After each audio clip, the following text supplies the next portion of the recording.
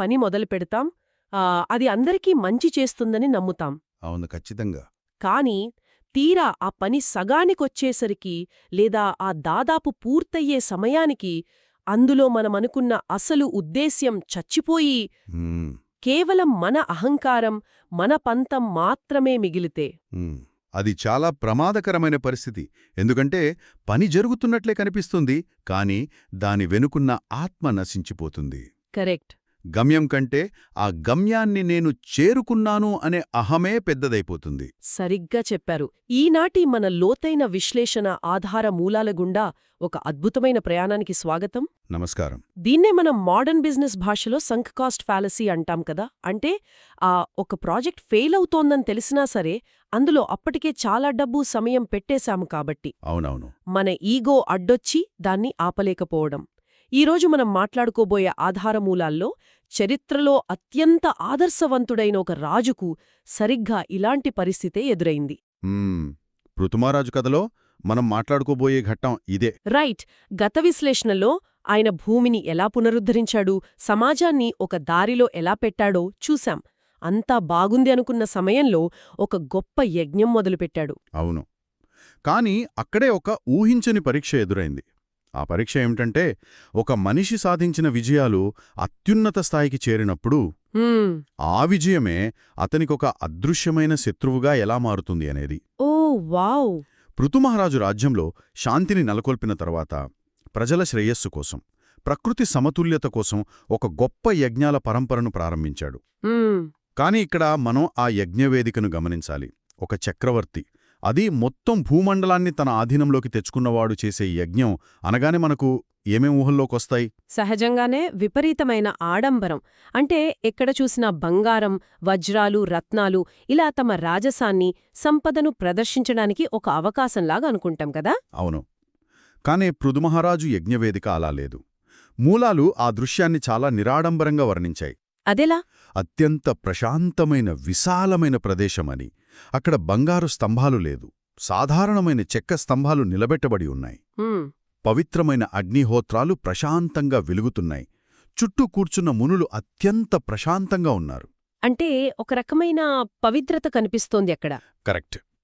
జనం నిశ్శబ్దంగా గుమిగూడి తమ రాజును చూస్తున్నారు. ఆ రాజు ఒక విజేతలా కాకుండా భూమికి తిరిగి ప్రాణం పోసిన ఒక సేవకుడిలా నిలబడి ఉన్నాడు. ఈ పాయింట్ చాలా ఆసక్తికరంగా ఉంది.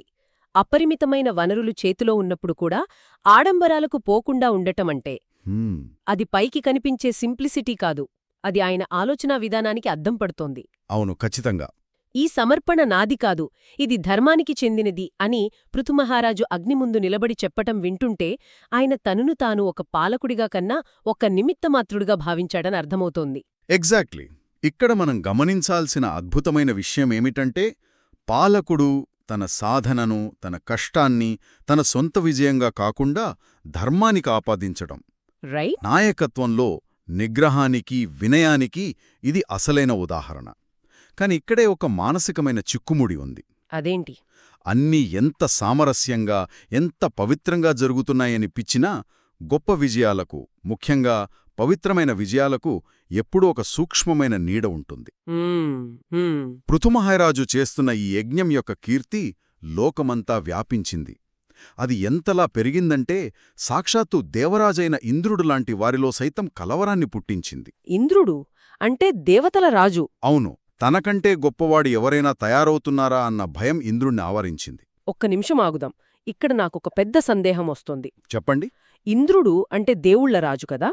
ఒక దేవుడు ఇలా ఒక సామాన్యమైన అభద్రతాభావంతో, అంటే ఒక కార్పొరేట్ ఆఫీస్లో ప్రమోషన్ ఎక్కడ వేరేవాడికి వెళ్ళిపోతుందో అని భయపడే మేనేజర్లాగా ప్రవర్తించడమేంటి?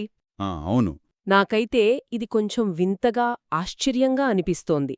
దైవత్వంలో కూడా ఇంత ఇన్సెక్యూరిటీ ఉంటుందా? ఇది చాలా ముఖ్యమైన ప్రశ్న. ఇక్కడ ఇంద్రుడు అనే పేరు కేవలం ఒక వ్యక్తికి సంబంధించింది కాదు.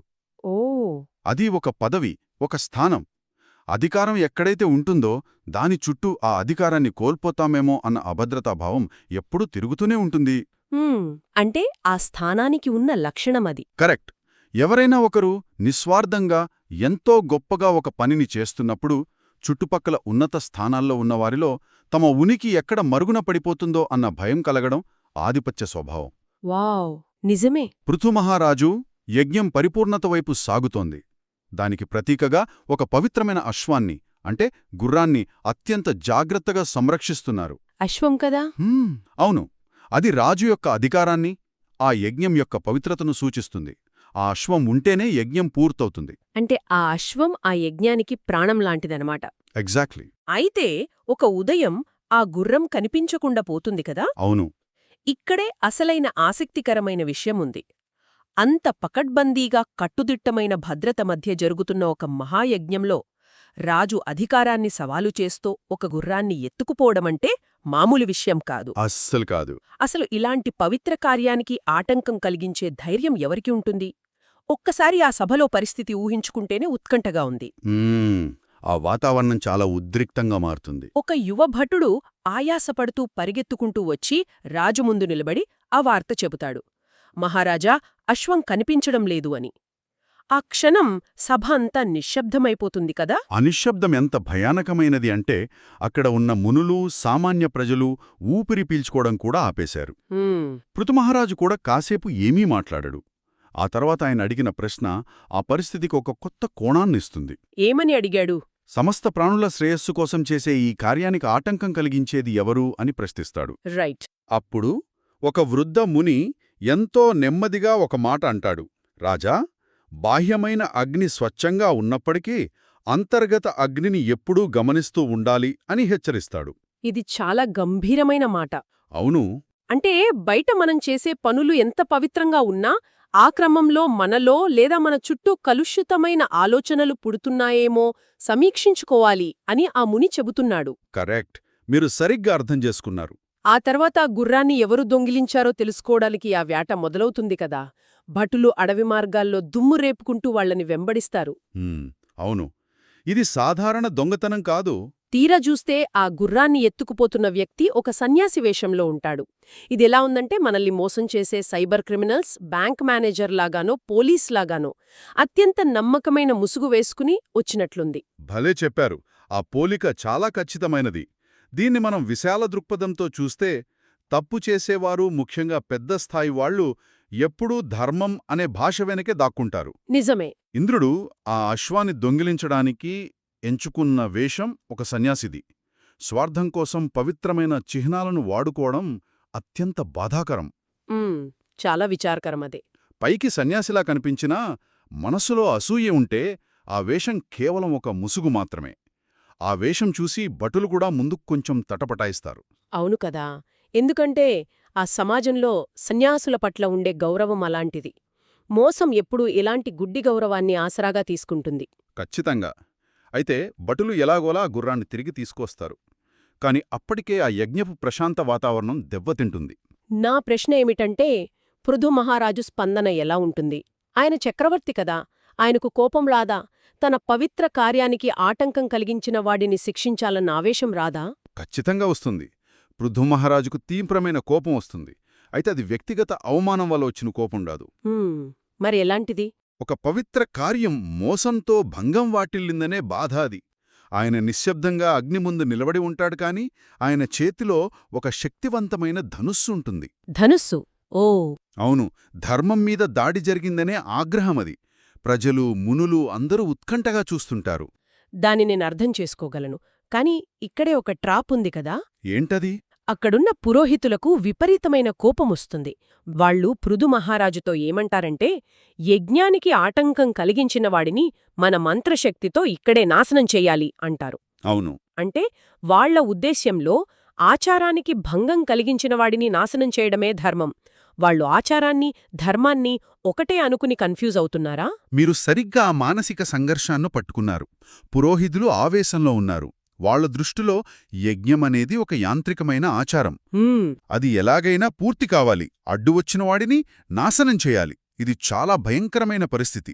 ఇక్కడే మనం పృథుమహారాజు నిగ్రహాన్ని అంచనా వేయాలి. అవును. నిజమైన నాయకత్వమనేది అన్నీ సవ్యంగా జరుగుతున్నప్పుడు కాదు, పవిత్రమైన పనికి ఆటంకం కలిగినప్పుడు మాత్రమే పరీక్షించబడుతుంది. ఈ క్షణమే పృథుమహారాజు చరిత్రలో అత్యంత కీలకమైన మలుపు. ఇది వింటుంటే నాకైతే ఒక గొప్ప నాయకుడికి ఎదురయ్యే అత్యంత సంక్లిష్టమైన పరిస్థితి గుర్తొస్తోంది. మన దగ్గర అపరిమితమైన అధికారముండి మనం చేసే పనికి పూర్తి న్యాయబద్ధత ఉన్నప్పుడు కోపాన్ని అదుపు చేసుకోవడం చాలా కష్టం కదా.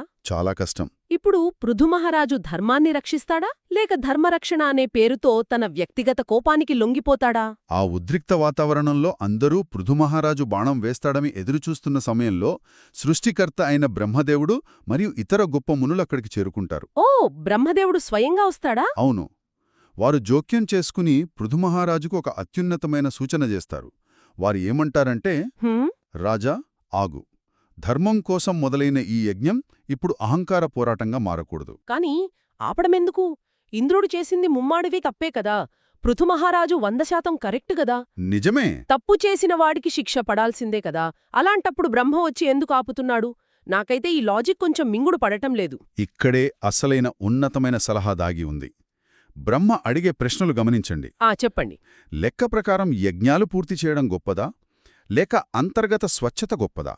ఆచారాల విజయం కన్నా ఈ రాజ్యపు శాంతి గొప్పది కాదా అని అడుగుతాడు. బురదలో ఉన్న పందితో మనం పోరాడటానికి వెళ్తే పందికి ఆ బురద ఇష్టం, కాని మనకే బురద అంటుకుంటుంది కదా. కరెక్ట్. ఇంద్రుడు అసూయతో ఉన్నాడు. పృథుమహారాజు కూడా అదే స్థాయికి దిగిపోయి తన పంతం నెగ్గించుకోవడానికి యుద్ధం చేస్తే ఇక ఈ యజ్ఞం ఎవరికోసం చేస్తున్నట్లు? వావ్, ఇది నిజంగా మైండ్ బ్లోయింగ్. అహంకారాన్ని పెంచుకోవడానికా లేక శాంతి కోసం ఉద్దేశించిన యజ్ఞమా అని బ్రహ్మ ప్రశ్నిస్తాడు. అంటే ప్రాజెక్ట్ కంప్లీట్ చెయ్యాలన్న మొండి పట్టుదలలో పడి ఆ ప్రాజెక్ట్ ఎందుకు మొదలు పెట్టామో ఆ అసలు కారణాన్ని మర్చిపోకూడదనమాట. మన మొదట్లో మాట్లాడుకున్న సంక్ కాస్ట్ ఫ్యాలసీకి ఇది కరెక్ట్ విరుగుడు కదా. అవునవును. ఇక్కడే పృథుమహారాజుకు అతని తండ్రి వేణుడికి ఉన్న తేడా స్పష్టమవుతోంది. ఓ, వేణుడెలా ఉండేవాడు? వేణుడు సలహాలను తిరస్కరించాడు, అధికారాన్ని తన ఆధిపత్యంగా చూశాడు. అవును అవును, తను పట్టిందే గుందేలకు మూడే కాళ్ళు అన్నట్లుండేవాడు. కాని పృథుమహారాజు అలా కాదు. ఆయన సలహాను స్వీకరించాడు, అధికారాన్ని బాధ్యతగా భావించాడు.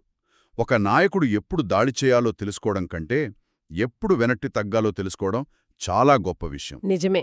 బ్రహ్మమాటలు విన్న తర్వాత పృథుమహారాజేం చేస్తాడు?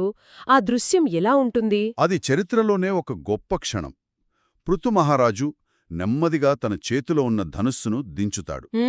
ఆ పవిత్రమైన అగ్నిని మళ్లీ చూస్తాడు. ఇప్పుడు ఆ మంటల అర్థం మారిపోయింది. ఎలా? ధర్మమనేది కేవలం ఒక పనిని గుడ్డిగా పూర్తి చేయడంలో లేదు, ఆ పని చేస్తున్నప్పుడు మనస్సు ఏ స్థితిలో ఉందనేదే ముఖ్యం అని ఆయన గ్రహిస్తాడు. అబ్బా, చాలా లోతైన విషయమిది. అహంకారంతో పూర్తి చేసే యజ్ఞం శూన్యం. శాంతి కోసం ఒక యజ్ఞాన్ని మధ్యలో ఆపడం అనేది అహంకారంతో సాధించే విజయం కంటే చాలా గొప్పది అని తెలుసుకుంటాడు. సో ఇదంతా చూస్తుంటే శిక్షించగలిగే పూర్తి శక్తి ఉండి కూడా సంయమనం పాటించిన రాజును చూసి ఆ రోజు జనం ఎంత ఆశ్చర్యపోయుంటారు కదా. ఖచ్చితంగా చాలా ఆశ్చర్యపోతారు. గెలవగలిగే సత్తా ఉండి కూడా తన అహాన్ని పక్కన పెట్టి జ్ఞానాన్ని ఎంచుకున్నాడు. ఆవేశం ఆచరణగా మారకముందే వివేకంతో ఆలోచించి ఆగిపోవడం ఒక గొప్ప నాయకుడి లక్షణం. అవుదు. అంతర్గత సత్యం లేకుండా బాహ్యమైన పవిత్రతకు ఎలాంటి అర్థం లేదు అని పృథుమహారాజు నిరూపించాడు. ఈ సంఘటన మనకి స్పష్టమైన పాఠాలు నేర్పుతుంది. అహంకారం ప్రవేశించినప్పుడు పవిత్రమైన కార్యం కూడా దాని స్వచ్ఛతను కోల్పోతుంది. రైట్. ఈ అద్భుతమైన పరీక్షను ఎదుర్కొన్న తర్వాత పృథుమహారాజు మనసు అంతర్ముఖ ప్రయాణానికి మరింత సిద్ధమవుతుంది. ఓ, అంటే నెక్స్ట్ లెవెల్కి వెళ్తున్నాడన్మాట. అవును. బాహ్య ప్రపంచాన్ని పరిపాలించడం సులభమే కాని అంతరంగ ప్రపంచాన్ని జయించడం అత్యంత కష్టం. ఇప్పుడాయన యజ్ఞం, ధర్మం, పరిపాలన వీటన్నిటినీ దాటి తపస్సు మరియు విరక్తి మార్గం వైపు అడుగులు వేయబోతున్నాడు. వావ్! అంటే ఆయన జీవితంలో ఒక అధ్యాయం ముగిసి మరొక అత్యున్నతమైన అధ్యాయం మొదలవుతోందన్నమాట. కరెక్ట్. మరి ఒక చక్రవర్తిని రాజధర్మం నుండి ఆధ్యాత్మిక జ్ఞానం వైపు నడిపించేది ఎవరు? ఈ అన్వేషణలో ఆయనకు మార్గదర్శనం చేయడానికి వచ్చే ఆ గొప్ప మునులు ఎవరు? ఆ మహామునుల రాక గురించి, వారు చూపే ఆ ఆధ్యాత్మిక మార్గం గురించి మన తదుపరి విశ్లేషణలో తప్పకుండా తెలుసుకుందాం. తప్పకుండా. కానీ ముగించే ముందు వింటున్న ప్రతి ఒక్కరికీ నాదొక చిన్న ఆలోచన. మన జీవితాల్లో కూడా మనమెంతో ఉత్సాహంగా కొన్ని పనులు మొదలు పెడతాం. ఉద్దేశం మంచిదే కావచ్చు, కాని క్రమంగా అందులో మన అహంకారం ప్రవేశిస్తుంది కదా. అవును. కేవలం మన ఈగో వల్ల లేదా దీన్ని ఎలాగైనా పూర్తి చెయ్యాలి అనే పంతం వల్ల అంతర్గత శాంతిని నాశనం చేస్తూ మనం సాగదీస్తున్న యజ్ఞాలేమైనా ఉన్నాయా? ఆగి ఆలోచించండి. మళ్ళీ కలుద్దాం.